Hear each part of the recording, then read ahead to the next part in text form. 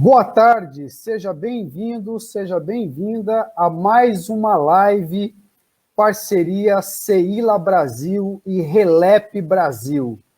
Para quem não conhece, CEILA é o Centro de Estudos de História da Igreja na América Latina, Núcleo Brasil.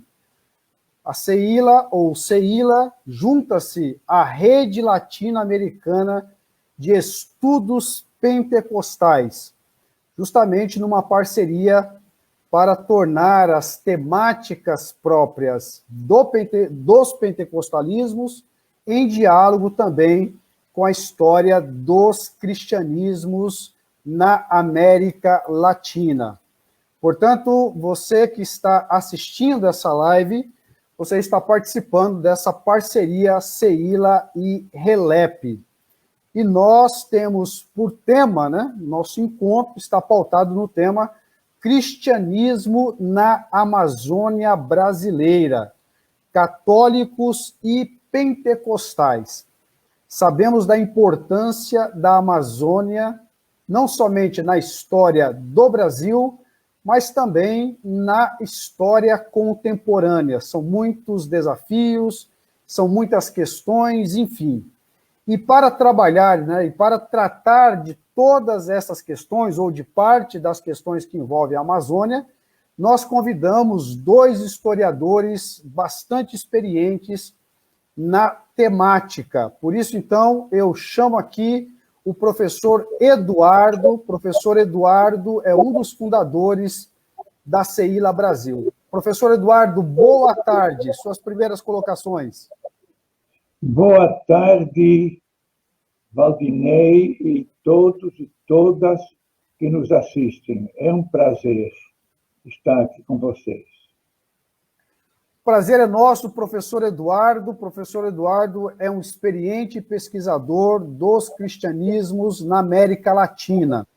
Depois ele vai fazer uma breve apresentação do seu percurso e nós estaremos assim numa posição de gratidão por tudo aquilo que ele representa e por tudo aquilo que ele vai trazer para nós nesta tarde. Do mesmo modo, com a mesma alegria e com o mesmo entusiasmo, eu convido o professor Moab. Professor Moab, é um prazer recebê-lo aqui nessa live, parceria CEILA Brasil e RELEP Brasil. Suas primeiras considerações, professor Moab César.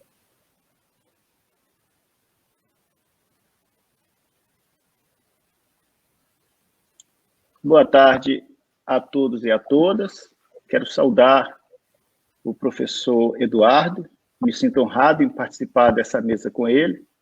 Cumprimentar os nossos colegas da RELEP, da CEILA e aqueles que estarão aqui conosco para tratar um pouco sobre o cristianismo na Amazônia. Um forte abraço, professor Dr. Valdinei Gandra.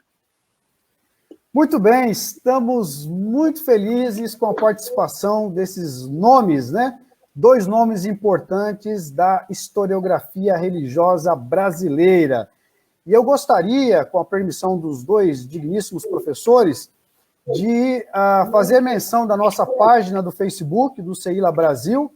Então, você pode ter acesso, O CEILA tem um site, o ceila.net, e também uma página no Facebook, onde você pode se atualizar a respeito de tudo que, ou boa parte do que o CEILA Brasil está fazendo ou está divulgando e assim por diante. Do mesmo modo, eu divulgo também a página, nós temos o site da RELEP Brasil e também a página do Facebook, da RELEP Brasil, Rede Latino-Americana de Estudos Pentecostais. Bom, eu gostaria de pedir a todos e todas que estão participando dessa live que compartilhem nas suas redes sociais para que a gente possa alcançar um número maior de pessoas. Também gostaria de dizer que você é convidado para interagir com os participantes, fazendo o seu comentário, não somente fazendo as suas ponderações, mas também fazendo os seus questionamentos aqui embaixo nos comentários. Fique à vontade. O que nós pretendemos é justamente realizar uma live bastante interativa. Bom, dito isso, nosso tempo voa e eu já quero convidar para trabalhar o tema Cristianismo na Amazônia Brasileira, numa perspectiva católica, o professor Eduardo. O professor Eduardo, então, vai fazer as suas ponderações e logo em seguida nós iremos convidar o professor Moab César para fazer as suas ponderações. Mas antes disso, uma breve apresentação. E eu começo essa breve apresentação com o professor Eduardo. Professor Eduardo, conte-nos um pouco da sua trajetória, em poucas palavras, por favor. A minha trajetória no CEILA começou no ano 1973, em Quito, no Equador, onde formamos um grupo chamado Centro de Estudos da História da Igreja na América Latina. Naquele tempo, nossa perspectiva era inteiramente católica. Começamos a dialogar com protestantes, digamos, históricos, luteranos e de outras, mas com esse modo de protestantismo que está nascendo agora aqui, o pentecostalismo, estava fora da nossa perspectiva. Agora começamos realmente uma nova etapa, não é? E isso me alegra muito, realmente.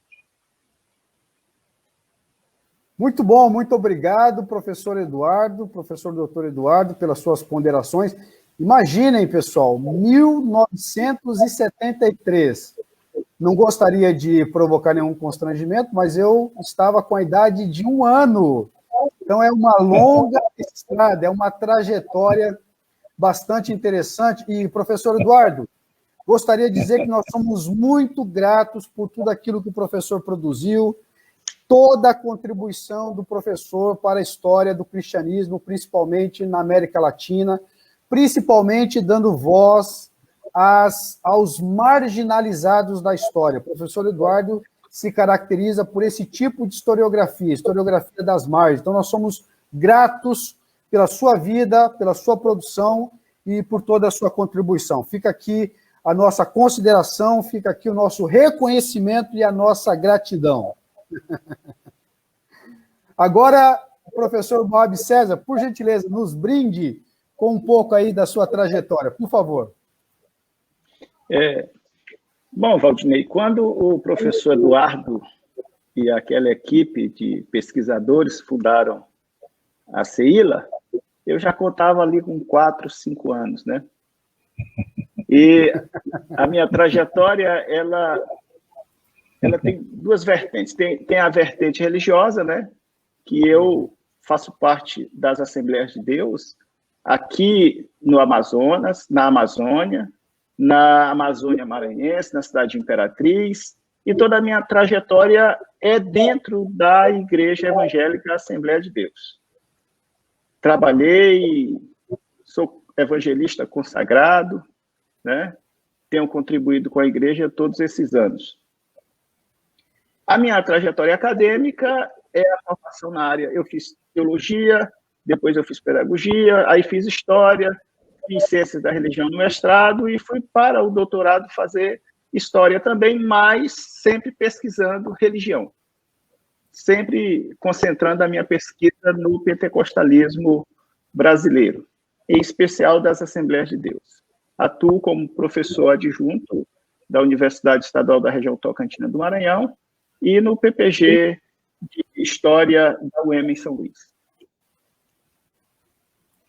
Muito bem, muito obrigado, professor Moab César. O professor Moab César também faz parte do grupo gestor da RELEP Brasil, né? Então, nós também somos gratos pela colaboração, pela produção, pela participação, pela caminhada compartilhada com o professor Moab César, professor, então, da Universidade, né, da Universidade Estadual do Maranhão, a UEMA-Sul. Do Maranhão e da UEMA-Sul também. São duas universidades no Maranhão.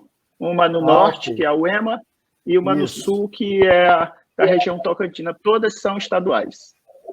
Ótimo, muito bem. E o professor Moab ele, além de vários temas, mas ele é um especialista aí na história dos pentecostalismos, em particular, uma história crítica a respeito das Assembleias de Deus. Bom, dito isso, então, nós vamos começar a trabalhar o tema cristianismo na Amazônia brasileira numa perspectiva católica.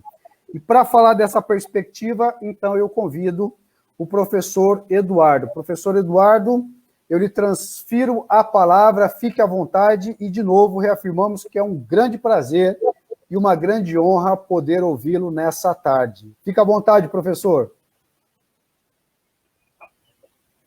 Pois é. A primeira coisa que eu gostaria de dizer é que eu, pessoalmente, como historiador, eu prefiro falar em ciclo católico. É um conceito histórico. Podemos discutir, mas a própria história ela é marcada por ciclos, por gerações, por revoluções. A história nunca para. É uma visão que eu tenho, não é só a perspectiva católica, é o ciclo católico, porque a história diz que os primeiros missionários cristãos que apareceram na Amazônia eram católicos. Mas eu vou falar em 4 pontos. No primeiro ponto, eu queria dizer que Deus, se é para falar de Deus, já está na Amazônia muito antes da chegada dos missionários. Porque Deus pertence a uma história que não é propriamente a história da religião. É uma história da vida. Eu queria lembrar aqui a vocês, que certamente gostam da leitura bíblica, né? O versículo 20 do 3º capítulo do Apocalipse, que diz assim: eu estou na porta e bato. Se alguém ouve minha voz e me abre a porta, eu entrarei e ficarei com ele na mesa, e ele comigo. Ora, na cultura semita daquele tempo, ficar na mesa significa compartilhar não somente os alimentos, mas compartilhar a amizade, a visão das coisas. Quer dizer que a iniciativa que faz a Amazônia ser uma região de fé vem de Deus. Mas acontece que você pode abrir a porta ou se deixar sacudir a rede por Deus, ou você pode simplesmente virar a cabeça. Essa é a história humana que se repete em toda aventura humana nesse planeta. Isso não é propriamente coisa que passa. Isso é uma coisa contínua. Deus toma a iniciativa, toda a Bíblia diz isso. Deus toma a iniciativa, ele bate na porta, ele quer entrar, mas eu posso deixar a porta fechada. Isso faz o drama da história. Alguns abrem a porta para Deus, outros fecham a porta. Ou falam de Deus sem abrir a porta. Então, na realidade, aqui estamos diante de um tema que não é propriamente religioso, porque a religião ela é sujeita à história, ela muda, ela tem seu ritual, ela tem seus dogmas, suas ideias, e passa, isso vai evoluindo. Mas a fé não passa, a fé é uma abertura ou não abertura para Deus. Então, eu vou só tomar aqui 2 palavras, evidentemente são palavras em tupi, porque deve ter palavras em outras línguas, que como é muito complexa, mas 2 palavras em tupi, a palavra tuxaua e a palavra pajé. Ora, tuxaua, o que é um bom tuxaua? O tuxaua é aquele que, aportuguesado, se chama o cacique, é uma espécie de líder da comunidade. Um bom tuxaua, o que é que ele tem de qualidades? Ele deve ser generoso, deve saber dialogar, deve cuidar do seu povo, deve estar aberto à crítica. Isso são qualidades que mostram que Deus entrou no modo de ser do tuxaua. Ele é um líder político, mas um líder político que está aberto para o projeto de Deus. Você tem outra palavra que é pajé. O pajé também já foi chamada, bem ou mal, né? Benzedor, alguns médicos falam também de, falam uma palavra como curandeiro, manda-chuva, não é? Outros falam de maga, feiticeiro, bruxo, é tudo permeado de muito preconceito. Mas o pajé é uma figura espiritual. O pajé, ele tem qualidades, cuidar dos doentes. É por isso que se chama curandeiro. Cuidar da saúde do seu povo, abrir perspectiva de espiritualidade, descobrir os espíritos da floresta. São formas em que Deus está presente na Amazônia desde tempos imemoráveis, desde tempos que ninguém não alcança nas brumas da história. Não sabemos até onde começou. Começou certamente com o começo da experiência humana na Amazônia, Deus presente na forma de quem pede para entrar. E aí vem uma consideração um pouco complicada, que todo e qualquer fenômeno de fé, que não é religioso, como já disse a vocês, é uma fé de vida, é uma postura de vida, toda e qualquer forma de fé é revestido de religião. A religião é um mundo simbólico, um mundo de imagens e de ritos e de símbolos, de metáforas, na maneira de entender a coisa, muito complexa, mas ela não se confunde com a fé, ela não é a fé. Então, a fé é, digamos, anterior, de certa forma, anterior à religião. É aí um ponto, eu acho muito importante esse ponto. Eu queria também realçar um pouco essas qualidades dessa fé. Primeiramente, essa fé mostra que Deus toma a iniciativa. Quem começou a se interessar pela Amazônia é o Criador da Amazônia, é Deus. Ele toma a iniciativa. Ele não está esperando a gente, ele está batendo na porta.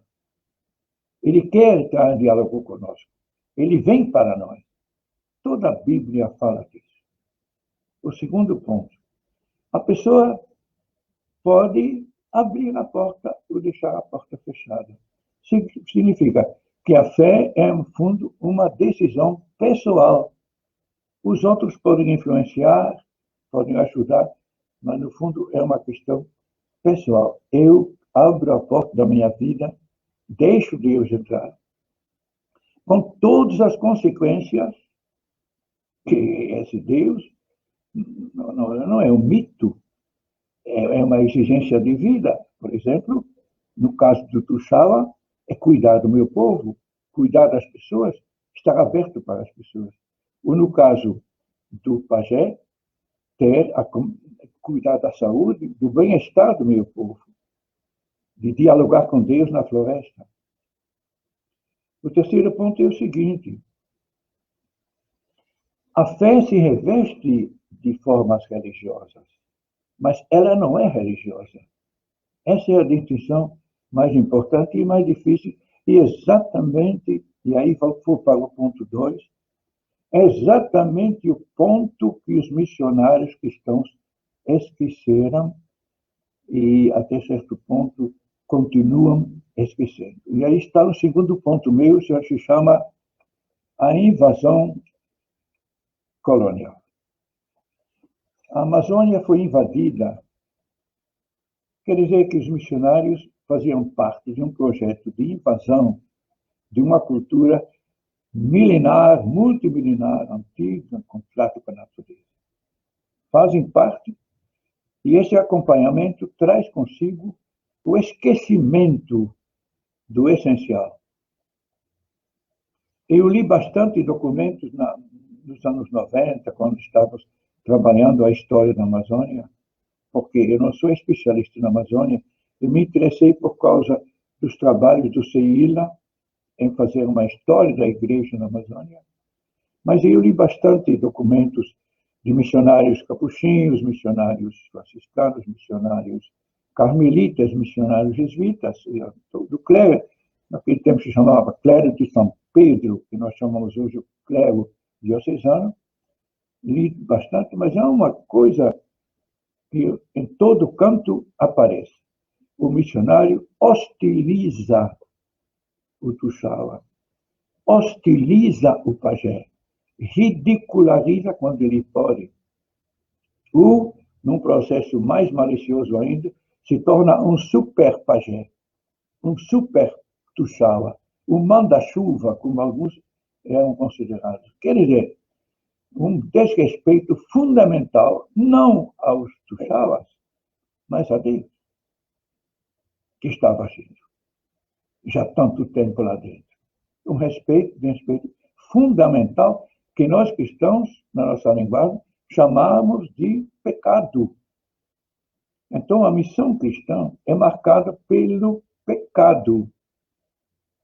O pecado de não reconhecer a ação de Deus e pensar que estão trazendo Deus para a Amazônia. Ilusão. O que estão trazendo é o domínio de uma potência estrangeira, que foi Portugal, depois a Inglaterra, e agora multinacional, etc., etc., que continua. Esse que era realmente a missão católica daqueles tempos. Era isso que aconteceu. É um erro fundamental, eu diria mais, um erro fatal, que até hoje faz confusão nos espíritos. Quando se fala, pois, no missionários, traz o evangelho. Traz o quê? Traz novos ritos, é a missa, é os sacramentos, é o batismo, etc. Ritos religiosos. Será que traz Deus? Será que Deus precisa desses missionários para estar na Amazônia? Um outro sinal que descobri nas minhas leituras é que o missionário nunca entrava numa região desconhecida da Amazônia sem gente armada ao lado. Sem gente armada. Ele andava com a força armada sempre. Não entra missionário sem a força armada. Significa que ele entra numa terra de inimigos. É a mesma contradição em outra forma. Com isso, a porta, na minha opinião, podemos discutir, ficou fechado. Fechou-se a porta. Em vez de abrir a Amazônia para Deus, fechou-se a porta. Porque Deus fala pelo tuxaua. Deus fala pelo pajé, ou seja, pelas lideranças locais, pela tradição de fé que existe na Amazônia desde muito tempo. Desconhecer esse Deus, trazer um outro Deus, é realmente não somente um erro cerebral, né, um erro da inteligência, mas um erro de comportamento. O missionário, ele pensa que, ao introduzir uma nova religião, no caso a religião católica, introduz o cristianismo. Erro. Que o cristianismo não é religião. O cristianismo é uma postura na vida. É abertura para Deus na vida, com tudo que isso significa. Porque é o Deus, pela leitura bíblica, o Deus de Abraão, o Deus dos profetas, o Deus de Jesus de Nazaré. É esse Deus que entra com a missão. Ora, dizer que traz uma nova religião e traz com isso Deus é um engano, além de ser um pecado. É um erro que é um pecado. Aí eu vou para o terceiro ponto, Eu queria exemplificar um pouco aquilo que eu estou querendo comunicar aqui na minha fala, por um exemplo muito concreto, que vocês todos devem conhecer. O Círio de Nazaré, que se celebra todo ano, mas agora com o Covid é mais difícil, né? No segundo domingo do mês de outubro. Eu assisti uma vez ao Círio de Nazaré. E é uma coisa impressionante. É toda a Amazônia, dos mais recantos mais afastados. Está todo mundo lá. Dizem que a partir de 2015 são 2 milhões de pessoas. É coisa incrível. Dizem que é a maior procissão do mundo, né? E é uma coisa realmente. Por vezes dura 9 horas seguidas, gente passando, massa de gente passando. Então, vocês conhecem um pouco os grandes símbolos do Círio, né? Aquela a Berlinda, a Nossa Senhora de Nazaré, né? O arcebispo, o governador, os líderes com autoridades militares, né? O famoso manto que muda cada vez, a famosa corda de 400 metros, né? Que pesa 700 quilos, a procissão fluvial, o carro com as promessas, abarrotado de promessas, casinhas na mar, com as casinhas e barcos, é o que mais aparece. A culinária, etc, etc. No Pato Tucupi e a maniçoba. Eu não vou comentar tudo isso, que faz parte, já foi muito descrito, mas eu queria distinguir no Círio de Nazaré algo passageiro, é um pouco uma exemplificação do que acabei de dizer nos 2 pontos anteriores. O que é passageiro e o que é absoluto, o que é permanente, o que é o âmago da coisa. Passageiro é Nossa Senhora de Nazaré. Eu vi, quando fui para a Síria assistir, eu vi evangélicos lá. Também vi gente de culto africano. E um belo dia pode mudar. Tirar Nossa Senhora e colocar outro símbolo. Nossa Senhora nada mais é do que um símbolo passageiro, porque vem do século XIX, vai durar até quando? Nossa Senhora pertence ao fenômeno religioso do Círio. Mas o Círio tem uma coisa que não é religiosa. O que é passageiro também é a presença do arcebispo. Passageiro, ele é católico. Até agora, o Círio é uma festa católica, pelo menos organizada. Já constituíram agora a equipe que vai cuidar do próximo Círio, né? Então, é gente católica. O mundo simbólico muda com as gerações. Quanto tempo vai durar? Não sei, mas certamente não é eterno. Vai mudar. Pertence à provisoriedade das gerações, à provisoriedade do acontecer humano. Não é coisa que fica. Não é Deus. Aparecem evangélicos, aparecem espíritas, aparece culto áfrico. Tudo isso pertence ao transcorrer da história. Não é estável, mas é uma coisa que fica, que é simbolizado também, é simbolizado através do pagamento da promessa. O que me impressionava é aquele pessoal andando com uma casinha de cera ou de outro material, de madeira, em cima da cabeça, ou um barco, ou uma criança, uma imagem de uma criança, agradecendo a Deus o bom parto, a boa aquisição de uma casa, a aquisição de um barco, o vencimento de uma doença. Isso é vida. Isso é fé. Isso permanece. Na realidade, a própria Nossa Senhora de Nazaré é uma promessa feita por um indígena, é uma promessa. O âmago daquela procissão é a promessa, ou seja, é a fé de um povo. Assim como a gente pode encarar a Amazônia pela sua riqueza de natureza, se pode encarar também pela riqueza da sua fé. E isso é simbolizado hoje, nessa linguagem de hoje, pela palavra paracamento e promessa. Isso escapa às vicissitudes da história, pois expressa o drama fundamental da vida humana, deixar ou não deixar Deus.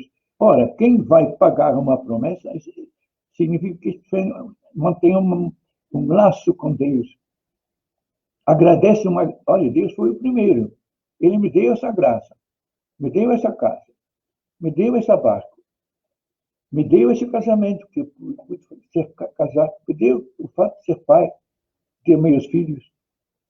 Eu agradeço agora, eu vou para o Sírio para agradecer a Deus as graças recebidas. Quer dizer, aqui é um fenômeno de vida que se expressa na palavra fé. No caso da Amazônia e em muitos outros lugares do Brasil, pela palavra promessa. Nossa Senhora, ela mesma é uma promessa. Aqui, fé e religião andam misturados, mas não se confundem. E essa é a confusão de confundir justamente isso. De pensar que é religião o que não é religião. O pagamento de promessa não é religião. É vida, é compromisso de vida para quem toma a sério. Para quem toma a sério. Deve ter gente também que toma isso como o rito, uma coisa assim passageira, uma coisa costumeira. Mas para quem toma a sério, que eu recebi uma graça de Deus e vou agradecer a graça que recebi, não é coisa passageira.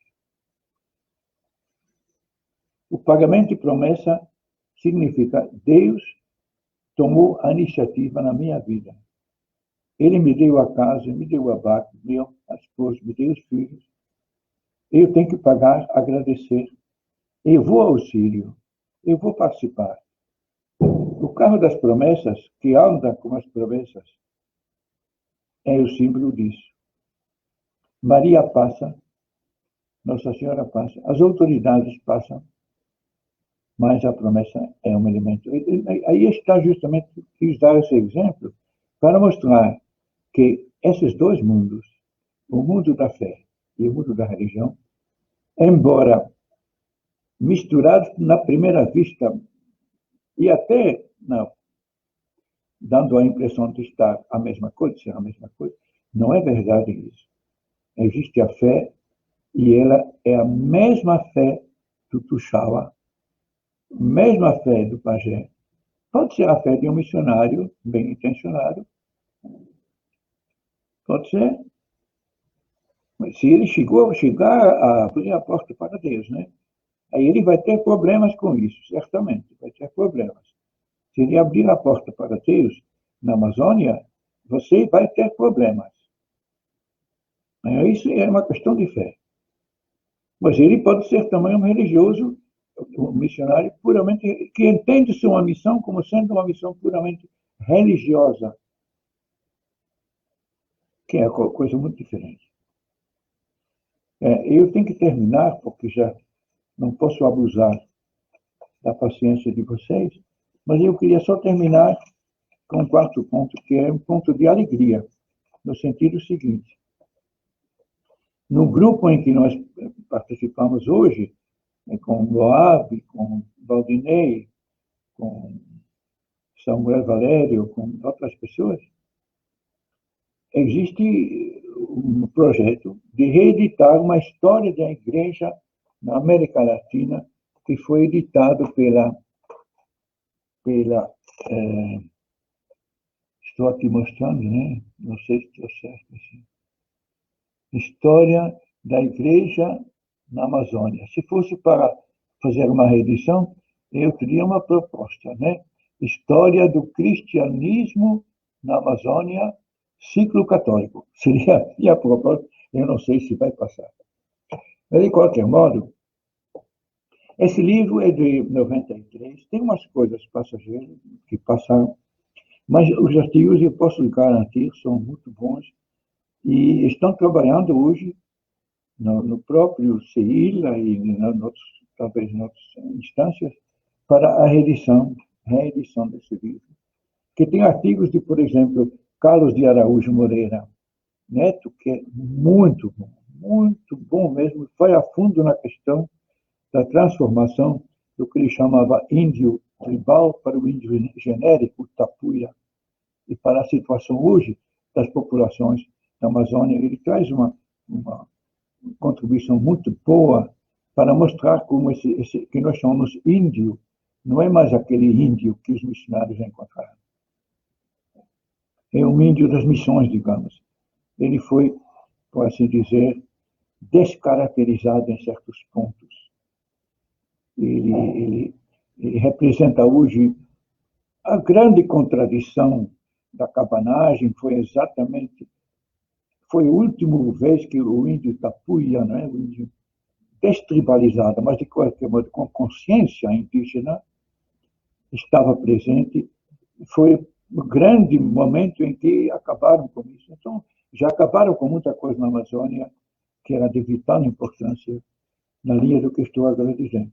É um livro que traz alegria para mim dizer a vocês, poder comunicar, e eu agradeço essa oportunidade, essa nova edição que eu espero vai nos ajudar a entender melhor o que eu chamo de ciclo católico da história do cristianismo na América Latina. Muito obrigado a vocês pela atenção.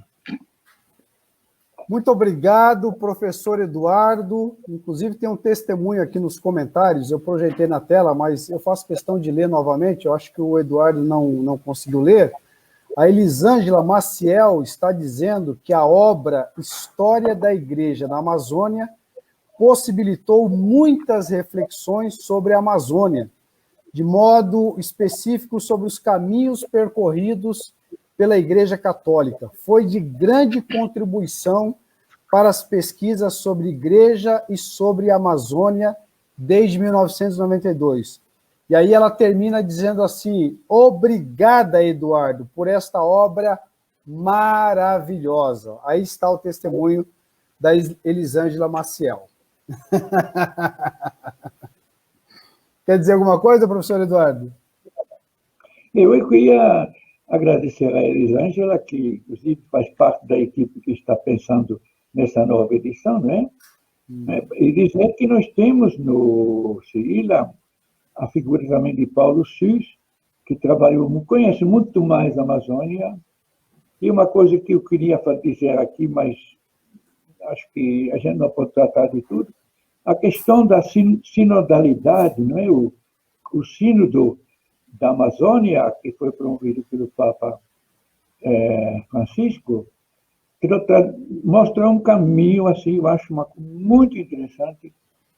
Eu queria até comunicar isso, não comunicar não, mas compartilhar com meus colegas pentecostais a importância do que os católicos chamam de sinodalidade, tirar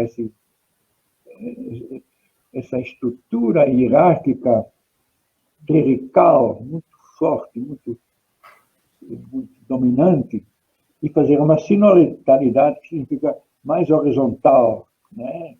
Uma forma horizontal de lidar. Isso significa emergência de lideranças, como eu chamei aqui Tuxaua, inclusive lideranças femininas, né? Para enriquecer essa experiência. E a futuro também. A Igreja Católica, nesse momento, está no ponto zero. Eu vou te chamar, está no ponto zero, quer dizer, chegou a tantas contradições que os que compreendem a situação percebem que tem que começar com novos caminhos, reinventar coisas, repensar.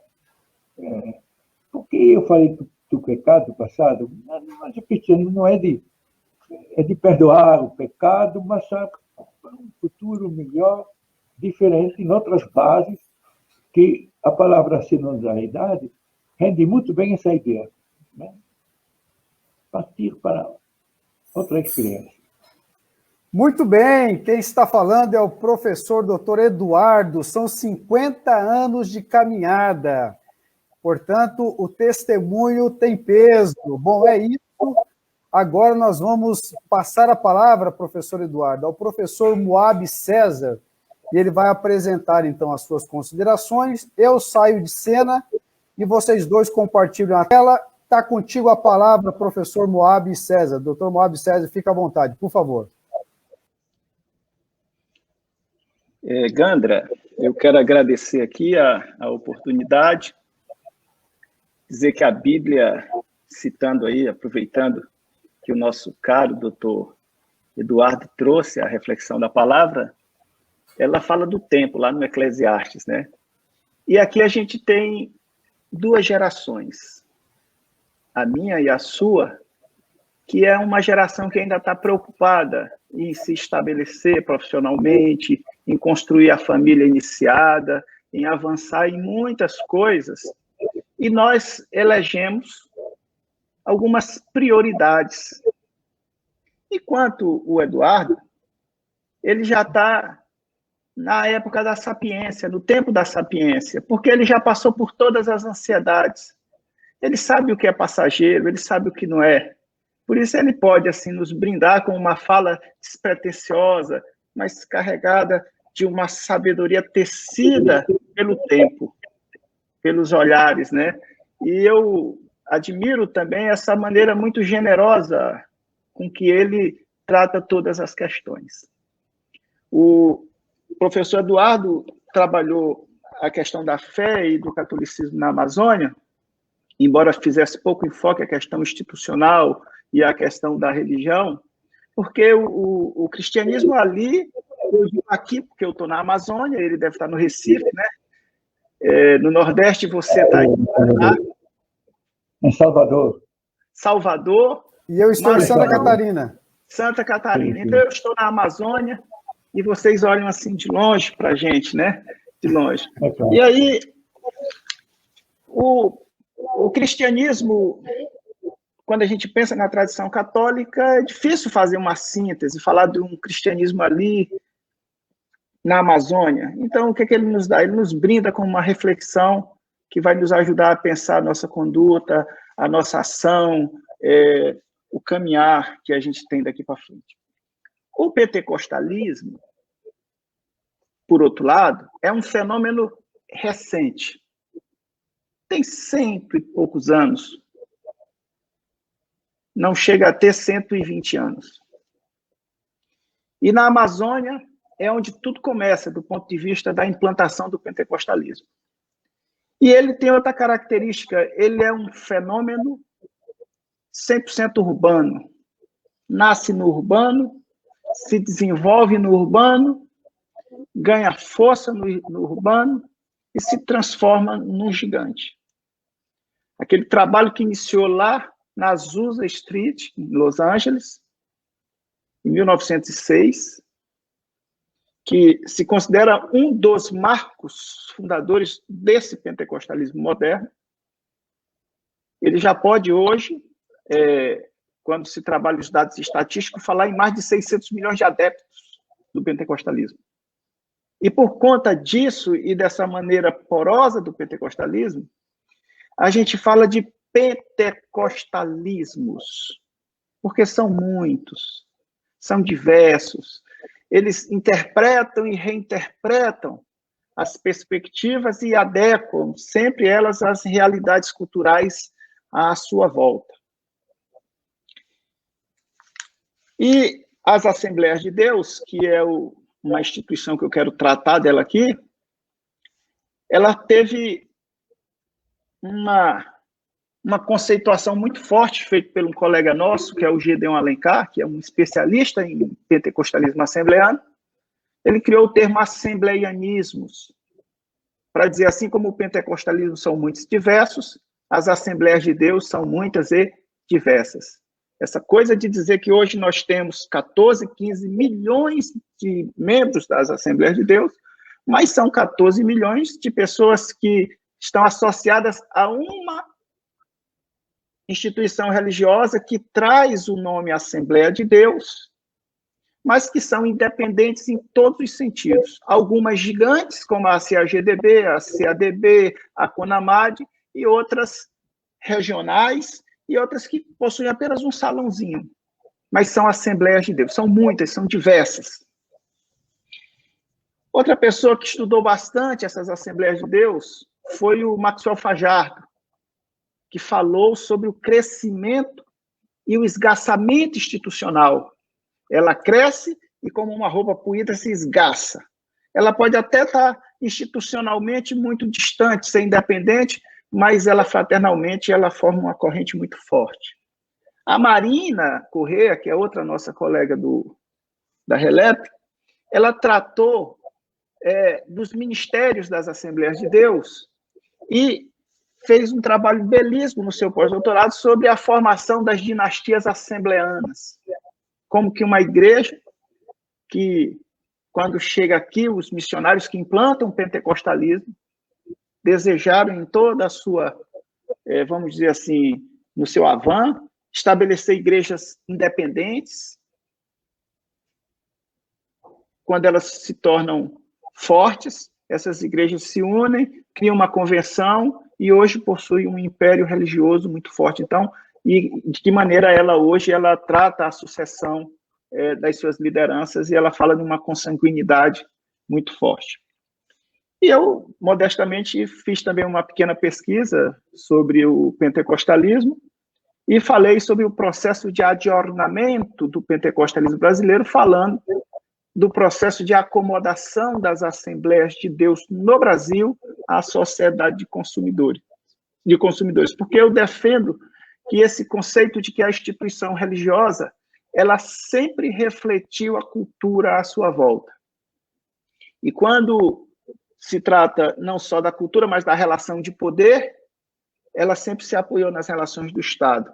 Quando não era ela o próprio Estado, ela agia e se adaptava para que pudesse manter sua influência e sua força no campo religioso e, assim, promover a sua influência nas relações de poder. Então, as Assembleias de Deus também passaram por esse processo.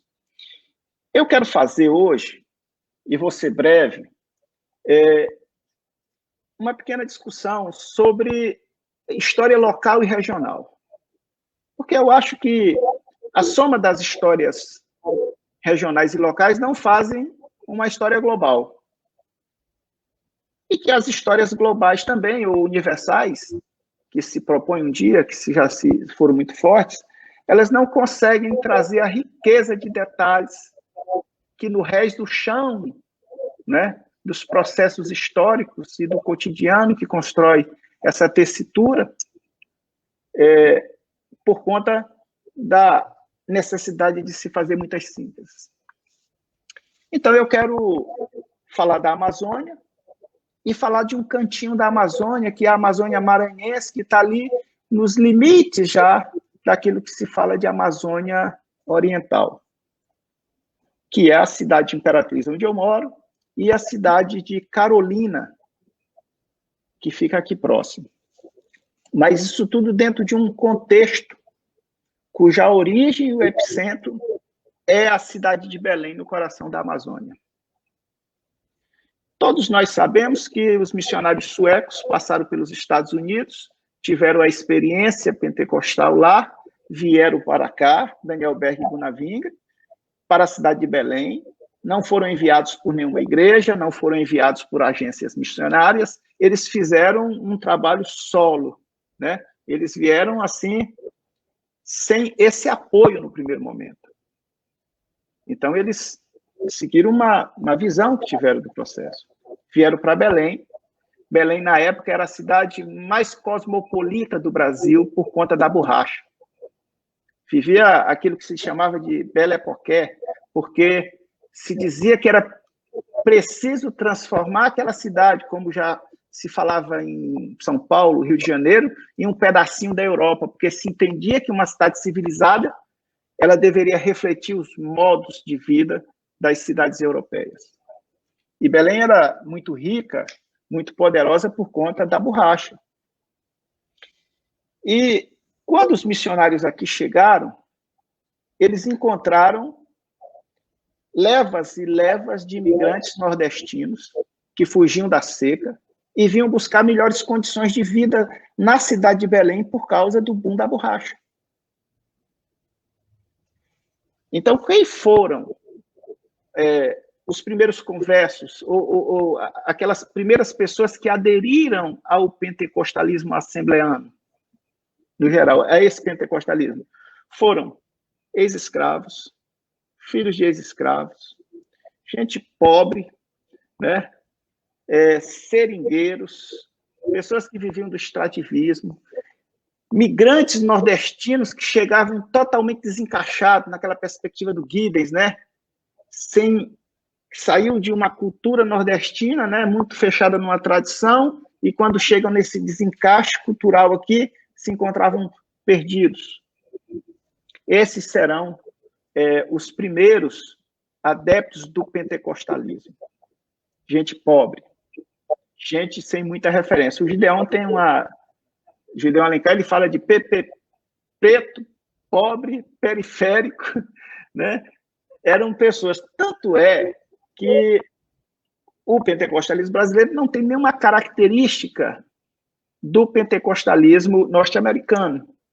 Da mesma forma como a gente não assimilou a cultura gospel, né, da música gospel norte-americana, aquele swing, a gente também não trouxe de lá a questão do racismo. A gente não trouxe a segregação racial, né? E as Assembleias de Deus, de certa forma, o pentecostalismo no geral não fazem isso, porque você tem lideranças em todos os níveis, de toda a escala, que pode ser de qualquer... Ele pode ser negro, pode ser branco, pode ser mestiço. Esse não era um fato que pesava, porque os missionários suecos, eles não queriam se envolver nas questões locais. Então, eles olhavam para essas pessoas, eram aqueles que davam maior atenção para eles. A cidade de Belém, ela, além de ser o seio do pentecostalismo, é de lá que vão sair as pessoas que vão estabelecer as igrejas em todo o Brasil.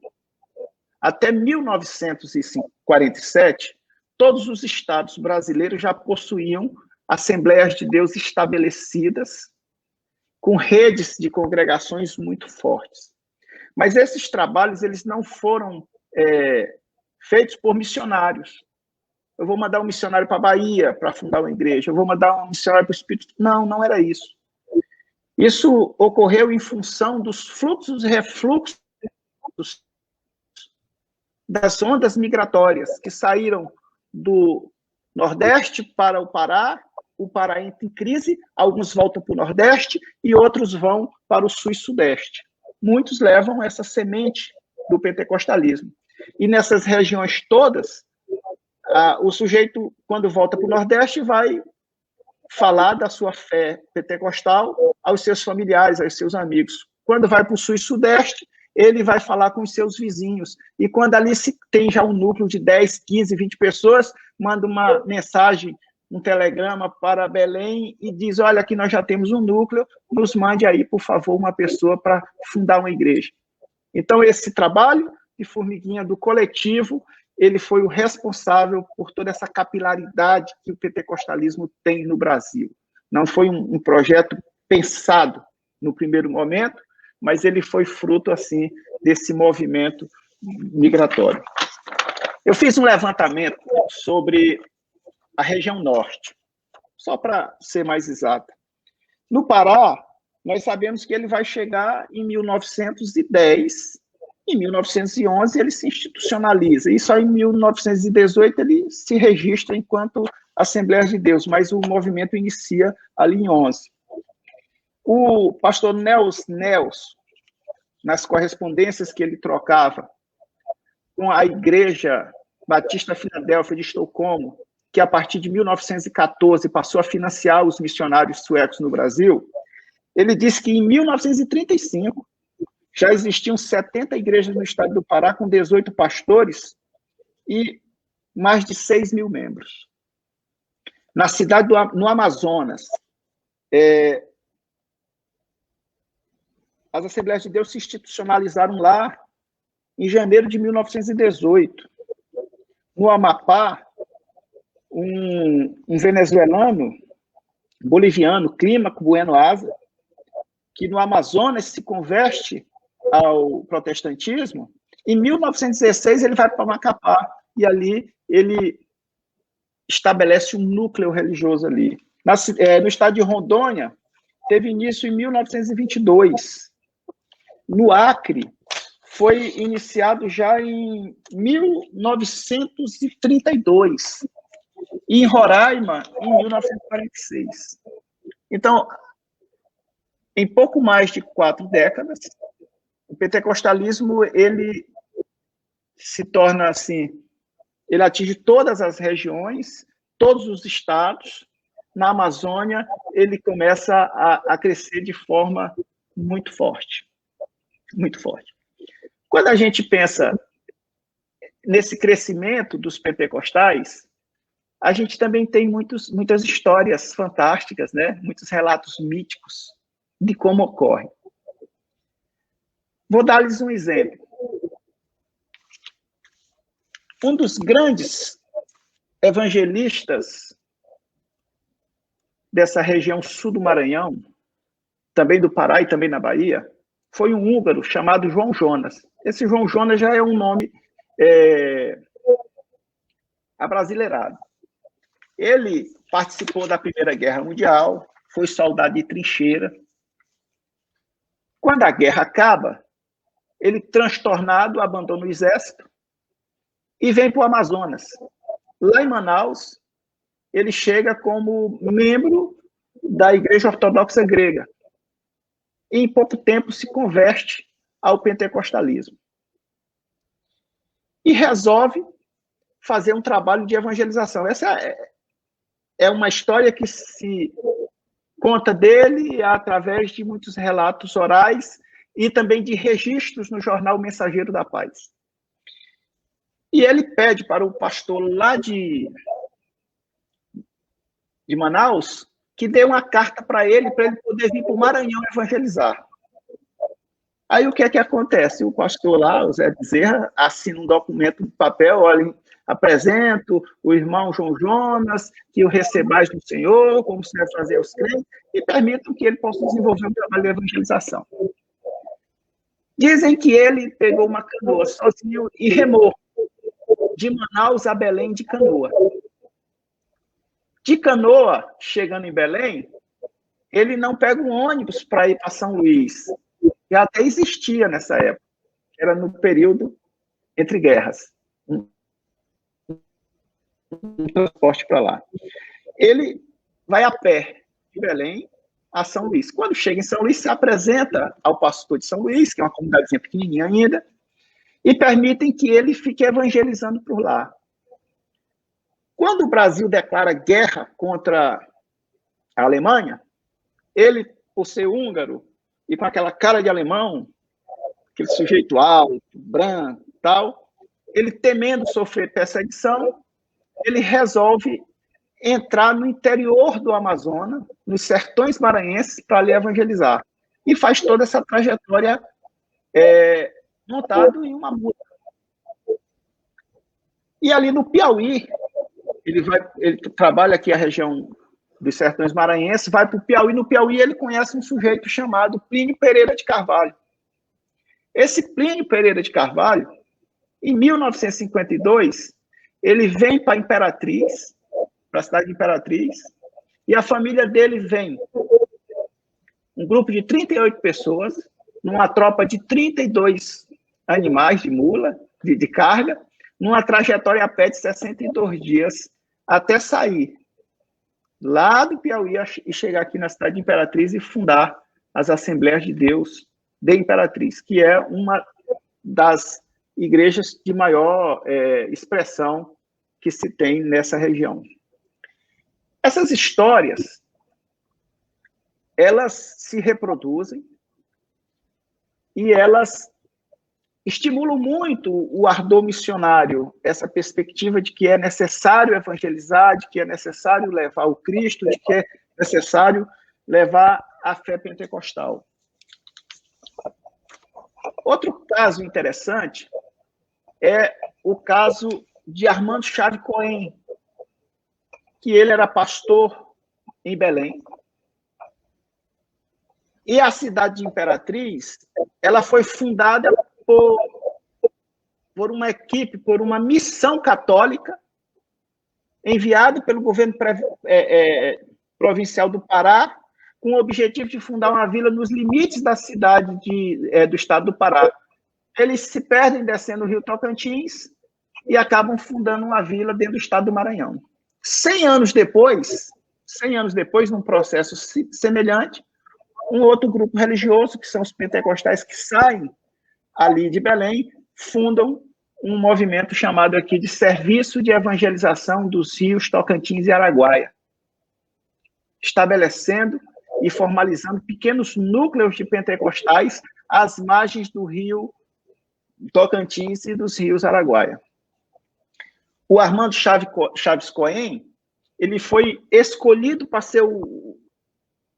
estabelecer essa convenção, esse serviço de evangelização, porque ele conhecia uma cidade chamada aqui Carolina, que por causa da presença da aeronáutica lá, era uma cidade muito forte naquela época. A partir de 1930, ela possuía cinema, teatro, ela possuía aeroportos, as grandes empresas e concessionárias de automóveis estavam lá.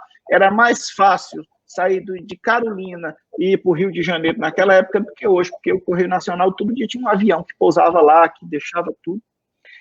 E ele conhecia essa cidade e foi para lá para estabelecer esse serviço. Na trajetória de Belém até Marabá de barco, de Marabá se comprou um barco por $90, chamado o Semeador, fruto de doações. E, na descida, o barco naufragou, ele e os 8 filhos, e mais um missionário chamado Jairo Saldanha de Oliveira, que foi filho do primeiro pastor brasileiro consagrado pelos missionários suecos na ilha de Marajó. Nesse naufrágio, um dos filhos dele morre, mas ele segue a caminhada e estabelece ali em Carolina o serviço de evangelização, e o serviço de evangelização trabalha em toda essa região, o sul do Goiás, o Maranhão, trabalha o norte do Mato Grosso, o sul do Pará, de forma que o pentecostalismo avançou muito rapidamente, muito rapidamente. Eu fiz uma tabelinha sobre o avanço do pentecostalismo, só para nós termos uma ideia de como ele avançou bem. Em 1950, o censo dizia que essa região aqui, ela tinha apenas 96,9% de católicos, 1,3% de protestantes, e nada de pentecostais, porque nessa época o censo não fazia distinção. Em 2010, os que se manifestavam católicos eram 56%, e os pentecostais já eram 22%. E hoje, menos de 50% da população se declara católica e mais de 35% se declara protestante ou pentecostal, né? Está havendo uma mudança muito forte. A Amazônia e essa região norte, ela tem os maiores índices de pessoas que se declaram ao pentecostalismo. Qual é a última reflexão que eu quero trazer sobre isso? Por que isso é algo que se precisa repensar? É que quando você tem um núcleo pequeno, esse núcleo forma comunidade solidária, que cuida, que protege, que guarda, né?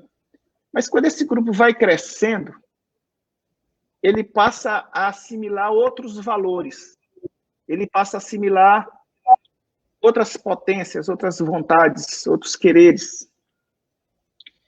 E hoje você tem uma discussão muito forte, por conta da relação de poder de pentecostais no campo da política. Os pentecostais cresceram muito, se fortaleceram muito, mas resolveram mudar o rumo da trajetória e empreender uma batalha de conquista de um campo que antes era proibido, rejeitado, inclusive considerado pecaminoso, que é o campo da política. Ora, quando nós analisamos o pentecostalismo e o período da ditadura, e o protestantismo e o pentecostalismo, mais o protestantismo, quando a Igreja Católica desce do trem da ditadura, protestantes e pentecostais sobem nele. Protestantes de forma mais forte e pentecostais de forma assim mais velada, mais quieta, né? E hoje nós temos grandes embates, grandes lutas.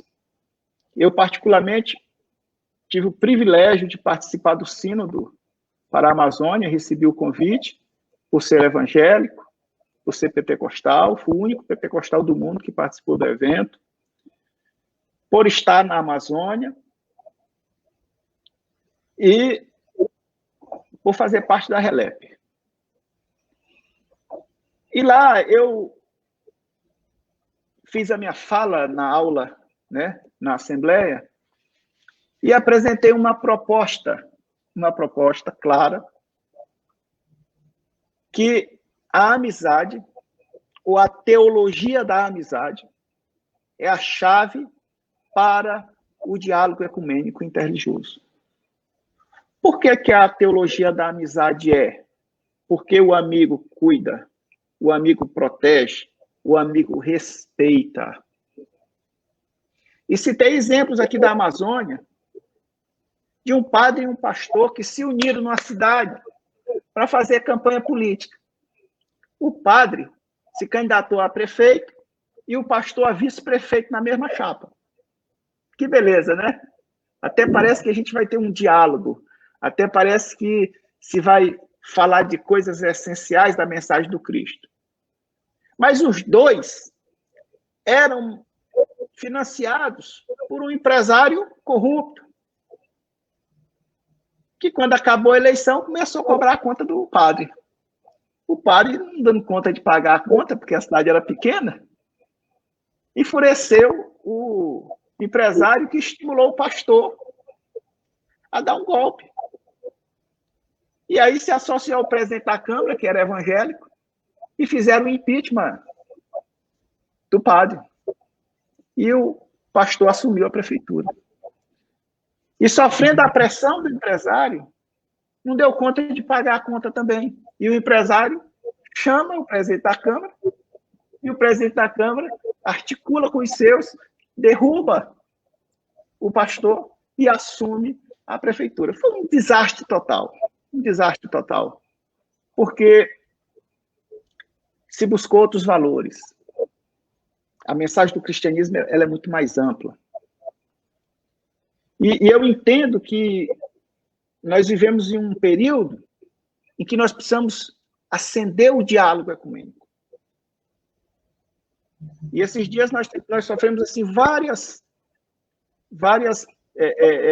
afrontas, e muita gente lançou pedra por conta de que nós não devemos fazer esse diálogo ecumênico. E eu defendo o diálogo.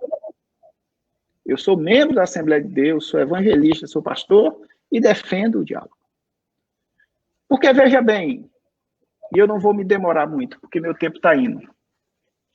Numa mesma casa hoje, numa família grande, o pai se senta na cabeceira da mesa e a esposa do lado. O pai é católico, a esposa é pentecostal, o filho é espírita, a menina é sem religião, não vai para lugar nenhum. A outra pessoa lá do terreiro, o parente que mora junto, eles sentam à mesa e comungam do pão, e conversam, e dialogam, e se amam, independente da fé que alguém ali processa. Porque como é que eu vou conquistar um coração com a mensagem do Cristo se eu não consigo ser nem simpático, nem generoso, nem educado com as pessoas com quem eu convivo? Como é que eu consigo algo se eu desprezo? Eu gosto muito da fala de Santo Agostinho, que dizia assim: olha, se tu vais evangelizar entre os muçulmanos, se for possível, use as palavras. Se for preciso, em caso extremo, use as palavras. Mas faz isso com a tua vida, com a tua relação. Aprende a amar o teu próximo. Hoje, a Amazônia está nessa discussão toda, né? Você tem a questão ambiental, você tem a questão do diálogo, que é extremamente necessário, você tem uma proposta de uma nova teologia católica, mas eu também disse algo que muita gente não gostou. Eu disse também assim: quando você diz que é preciso chegar e reconhecer o rito indígena, e reconhecer a cultura indígena, e reconhecer a cosmovisão indígena, e valorizar, e transfigurar aquilo ali, ressignificar ela para os padrões cristãos, você continua ainda querendo colonizar. A colonização ainda está presente, não é colonização religiosa, quando se faz isso. E a Amazônia hoje está aqui, está aberta para todas essas questões. Mas eu quero encerrar aqui a minha fala dizendo que é preciso que todos nós possamos sentar à mesma mesa, tomar um cafezinho juntos, estender a mão, cumprimentar, falar de coisas boas, nos unir por aquilo que é extremamente necessário e cada um, se assim desejar, comungar a sua fé da forma que considera mais importante, mas colocando acima de tudo o respeito, o diálogo e o amor pelo ser humano. Gandra, muito obrigado pela paciência do tempo extrapolado. Eu que agradeço a sua fala, professor Dr. Moab César, muito boas as colocações. Enfim, fomos blindados aí por uma fala excelente. Muitíssimo obrigado. Eu estou aqui incitando os participantes a lançarem as suas questões, as suas perguntas. Algumas questões já foram lançadas, eu postei na tela. E antes que alguém faça alguma pergunta, eu preparei uma pergunta aqui para a gente ir conduzindo já para as questões finais. Eu queria perguntar para os dois professores de que modo os catolicismos ou os pentecostalismos populares podem contribuir para a preservação da Amazônia brasileira, pensando, claro, em sua biodiversidade reconhecida mundialmente. Então, de que forma que o professor Eduardo falou dessa questão da horizontalidade, né? Eu entendo isso por uma espiritualidade não tão engessada, né? Por uma coisa mais das margens, enfim, essa espiritualidade popular, enfim. O Moab também destacou essa presença da dimensão do pentecostalismo popular, né? Então, assim, trazendo para a contemporaneidade, de que forma essas expressões populares, tanto do catolicismo quanto do pentecostalismo, podem, de certa forma, essas expressões podem contribuir para a preservação da biodiversidade da Amazônia, pensando, claro, né, de forma recortada. Por favor, primeiramente, o professor Eduardo, depois o professor Moab. Estão abertas as perguntas aqui no chat. Se você está participando dessa live, você tem total liberdade para fazer a sua colocação e a sua pergunta. Professor Eduardo. Eu queria realçar na fala do colega Moab E certas narrativas dele me emocionam, não é? Por exemplo, a saga daquele húngaro, não é? Daquele pastor húngaro, é um negócio impressionante. E para mim, isso tem a ver com o que eu quis comunicar através do texto de Apocalipse, né? Abrir a porta para Deus, né? Na realidade, é disso que se trata, né? Eu insisti um pouco na minha fala de que isso, a rigor, não é religião. E me parece importante essa distinção. Essas pessoas, esses pastores, são movidos pelo Evangelho mesmo, pelo Evangelho, ou seja, pela fé.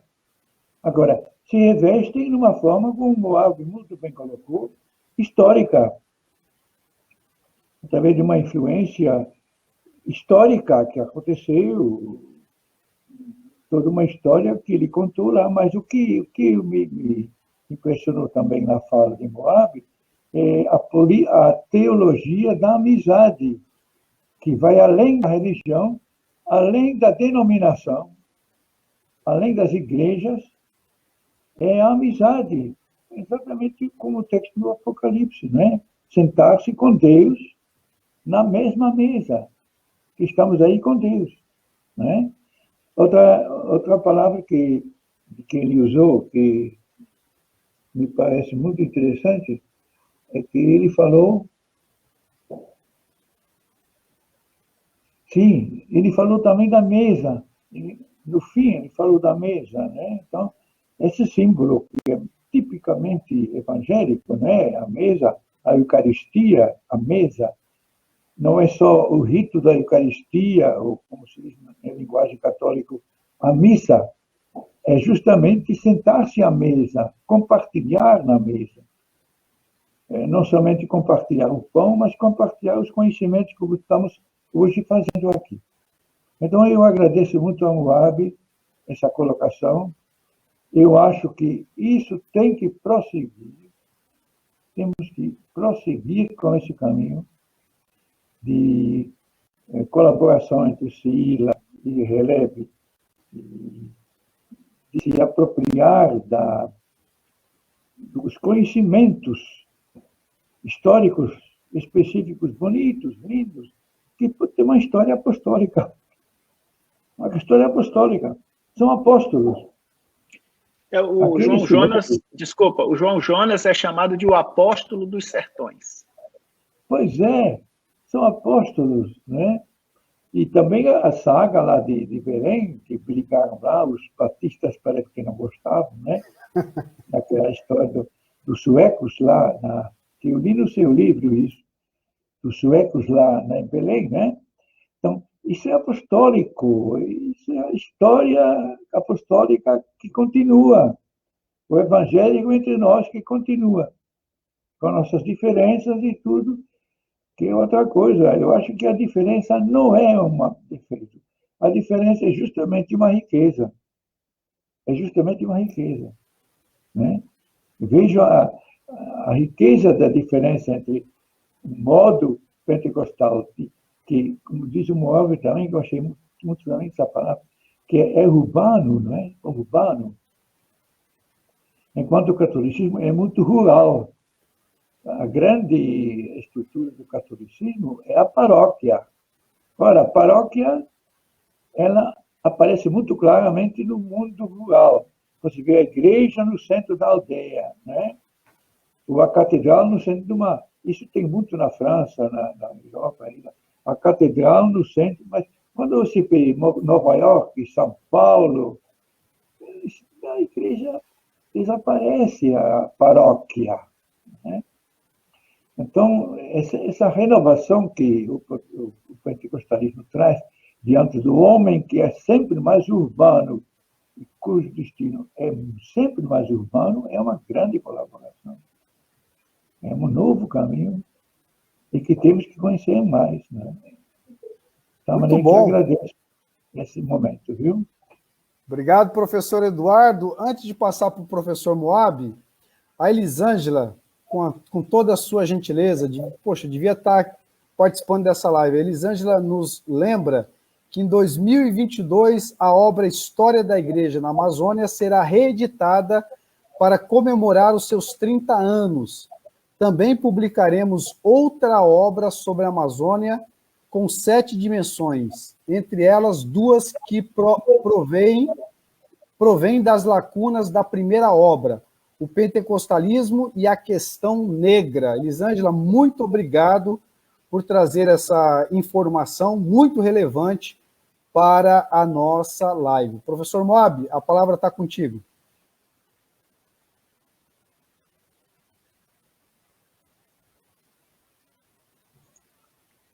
É a questão ecológica, né? Isso, de que forma essas espiritualidades não institucionalizadas podem contribuir? Pois é, você usou a expressão certa, não institucionalizada, porque institucionalizada não vai fazer nada. Do ponto de vista do pentecostalismo e nem do pentecostalismo principalmente. Eu não vou falar do protestantismo, porque não sou um pesquisador do protestantismo. Mas eu vou dizer por que não do pentecostalismo institucionalizado e vou dizer por que vai ocorrer independente dele. O pentecostalismo institucionalizado, ele parte de algumas premissas. Primeiro, e a mais importante, que a partir dela, todas as discussões se desenvolvem, é a questão escatológica. Tem um hino que diz assim, essa terra vai pegar fogo, aonde é que tu vai morar? Né? Eu vou lá para o céu morar. E essa terra pega fogo e vem um novo céu e uma nova terra, onde o cordeiro e o leão vão pastar juntos. Beleza. Agora, por outro lado, também se pensa que as catástrofes climáticas, seja da própria natureza no seu ciclo de desenvolvimento, ou aquelas provocadas pela ação do homem, elas se constituem não problemas, mas conditio sine qua non para que essas coisas aconteçam e o fim venha. Quando um terremoto destrói uma cidade, quando um vulcão queima tudo, quando as queimadas estão ali, o que se diz, por causa da escatologia pré-milenista, futurista, é de que Jesus está voltando. Porque a tendência, de acordo com essa perspectiva, que é a que norteou a formação teológica pentecostal brasileira, né, que é o pré-milenismo dispensacionalista, milenarista, futurista, né, as 7 dispensações. O que acontece? A Terra vai pegar fogo. Então, não há nenhuma preocupação de cunho teológico. Nós temos a nossa amiga Ângela, que escreveu uma tese sobre a teoambientologia, porque ela pesquisou os seminários teológicos pentecostais do Brasil inteiro, não achou nem na transversalidade a discussão sobre a ecologia, sobre a defesa do meio ambiente. Por quê? O pastor está dizendo, Jesus está vindo. Estourou uma guerra ali, Jesus está vindo. O pai matou o menino, Jesus está vindo. Né? E assim vai. Então, a questão escatológica ela é um impasse, né, nos dados da consciência do indivíduo pentecostal que está ainda focado nisso. E numa geração muito antiga, porque nós temos várias gerações dentro das Assembleias de Deus. É a transição geracional que vai produzir uma mudança nisso. A outra coisa é dizer que o ecologista, o defensor, ele está ligado aos movimentos da esquerda comunista. E aí já entra nas narrativas, nas guerras de narrativa e nos discursos. Né? Hoje a gente vive isso. A gente vive essa questão. Além de ser coisa de esquerda, de comunista, e ainda tem relação com o paganismo, com os deuses, os demônios, toda essa discussão. Não é? Porque eu vou fazer um pequeno parênteses. Muito da nossa concepção religiosa ela é mais refletida em função do nosso racismo estrutural do que da nossa concepção genuína dos ensinamentos de Cristo.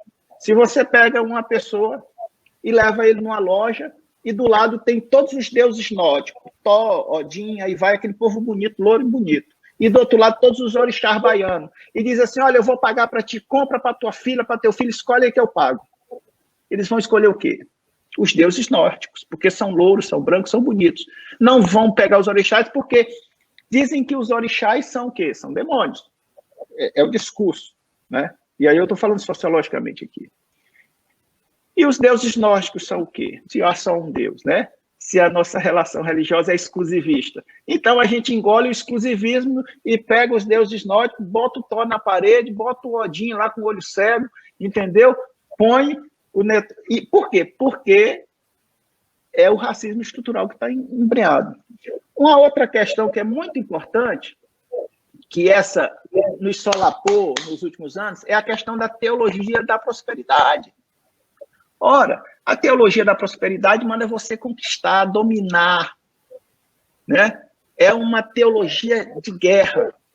Ela trabalha e desenvolve o senso e o sentimento de guerra, transforma o crente num guerreiro, para dominar, para conquistar, para enriquecer, para comer o melhor da terra, para ter isso, para ter aquilo. Aí o cara vê uma floresta e diz assim, olha, ali tem muita madeira de lei, vou enricar vendendo. Vou transformar num pasto, né? Então, são esses elementos que estão aqui na cabeça do pentecostal, eles se transformam em barreiras na compreensão dele, na consciência ecológica dele, porque isso não pesa. E, nesse sentido, o que vai mudar isso, Granda, para responder? Eu te falo que é a geração. Porque os filhos dessa geração que está passando, e os netos, estão nas escolas, nas universidades, estão tomando consciência da necessidade de preservar o planeta, de modificar. Eu tenho uma menina de 15 anos, que congrega na igreja, vai, tudo é pentecostal, é tudo, é batizado, é tudo, mas ela tem consciência, porque ela estuda, ela lê, ela busca, ela está ampliando. Então, esse pessoal que vem de baixo como um movimento, vamos dizer assim, não institucionalizado, vão acabar promovendo as mudanças. A juventude sempre é o fronte das transformações na história, em todas as épocas e em todos os lugares. É isso que eu tenho a dizer. Poxa vida, que palavra que nos, de certa forma, nos empolga. A palavra do Eduardo, professor Moab. Estou empolgadíssimo com todas essas palavras, mas, infelizmente, o nosso tempo estourou demais. Olha, eu, assim, se fosse fazer minha vontade, eu pegava a garrafa de café, ia tomando um cafezinho e a gente ia estendendo esse papo por mais 1 hora. Mas nós sabemos que a live tem um prazo aí, né? E esse prazo já estourou. Então, eu queria, inclusive, pedir desculpas depois.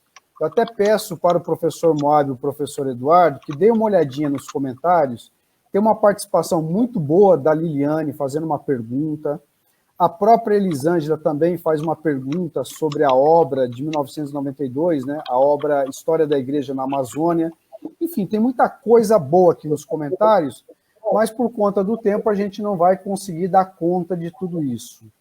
Então, eu gostaria, né, de agradecer a presença do professor Eduardo, do professor Moab, e depois do encerramento da transmissão, certamente os professores poderão dar uma olhadinha e eles poderão ficar à vontade aí para responder ou não. Então, assim, de momento... Pode falar, professor Moab. Eu produzi um artigo que trata dessas questões mais detalhadamente, e ele vai ser publicado agora no início do próximo mês, e aí eu vou disponibilizar nesse mesmo link aqui, que ficar no Facebook, no Insta, eu vou colocar lá o PDF dessa minha fala, que aí é mais detalhada, são 20 e poucas laudas de discussão, e se alguém tiver interesse, está à disposição. Aí eu trato com muito detalhe as questões da Amazônia Oriental, etc. Mas é porque o meu amigo Eduardo, ele falou com tanta sapiência que eu disse assim, eu tenho que fugir do academicismo, senão eu não dou conta, né? Eu tenho que aprender com quem sabe. Beleza, professor Moab. Vou disponibilizar o texto. Tá bom, muito obrigado, viu? E antes de terminar, rapidinho, eu gostaria de fazer menção do nosso evento nacional da RELEP, né? RELEP Brasil 2021, que vai justamente discutir um evento totalmente virtual, que vai discutir pentecostalismos e direitos humanos, do dia 21 ao dia 23 de outubro de 2021. Então, nós temos aí o banner do evento, está faltando aqui a logo do CEILA, mas o próximo banner já está saindo com a logo do CEILA, porque o CEILA também está apoiando essa iniciativa. Então, nós já estamos começando a divulgar com antecedência para que todos possam se preparar para esse grande evento que vai acontecer entre os dias 21 a 23 de outubro de 2021, tema Pentecostalismos e Direitos Humanos. Tá? Então, fica aqui a divulgação do evento. Eu não poderia... Obrigada. Pode falar, Seria professor. bom falar que o evento vai estar aberto a comunicações, né? Isso. E o evento vai publicar depois um livro com os melhores textos, com as conferências e etc. Né? Exatamente. Como a gente costuma fazer em todos os eventos nacionais, o professor Moab colocou muito bem, publicação, comunicação, participação tanto de pessoas importantes e relevantes para a temática, tanto nacionalmente quanto internacionalmente, enfim, é um evento assim de envergadura e você é convidado a participar desse evento. E eu termino, professor Eduardo, professor Moab, agradecendo, então, a gestão do CEILA Brasil, na pessoa do professor Mário Passos, na pessoa do professor Newton Cabral e do professor Wagner Sanches. No nome desses 3 professores, eu agradeço, então, todo o grupo CEILA Brasil. E também agradecer o professor Davi Meschiati, professor Gideão Alencar, por intermédio do nome desses 2 professores, eu agradeço a todo o grupo gestor da RELEP Brasil. Estou muito feliz com o resultado dessa live, e aí eu passo a palavra para o professor Eduardo, depois para o professor Moab, para fazer, então, as suas considerações finais. Fiquem à vontade, por favor. Professor Eduardo. Estamos apenas começando. E eu espero que a gente prossiga nesse caminho, né? Foi muito rico, eu aprendi muito com o que o Moab contava, e eu também agradeço a Valdinei essa generosidade de acompanhar sempre esses, mas estamos apenas começando. Muito obrigado. Professor Moab. Obrigado a todos. Um forte abraço. Se o professor Eduardo, nos seus 90 anos, está só iniciando, que estímulo bom ele nos dá, hein? Muito obrigado, professor. Vamos prosseguir. Forte abraço a todos. E como o bom pentecostal termina, a paz do Senhor. A paz do Senhor. Gente, muito obrigado, professor Eduardo. Permaneça um pouquinho, a gente vai encerrar a transmissão, mas permaneça um pouquinho para a gente conversar nos bastidores, 1 minutinho, tá bom? Gente, nós terminamos essa transmissão, muito gratos pela participação de todos e todas, agradecemos sua presença e até a próxima live. Bom, terminamos aqui, parceria RELEP Brasil e CEILA Brasil. Professor Eduardo, professor Moab, muito satisfeito com a presença de vocês dois, até a próxima. Um abraço. Tchau.